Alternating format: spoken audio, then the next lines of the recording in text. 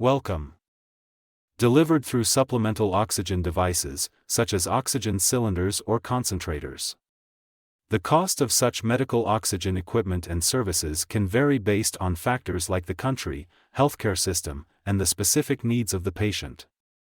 However, in a medical context, oxygen can be administered in higher concentrations to patients with respiratory issues or other medical conditions. In these cases, oxygen may be the Earth's atmosphere, making it essential for sustaining life. Therefore, its economic value is not easily quantified in monetary terms. In terms of value, the air we breathe is composed of approximately 21% oxygen, with the remaining 78% being nitrogen and trace gases. Oxygen is abundant and freely available in rest consumes about 250 to 350 milliliters, ml, of oxygen per minute.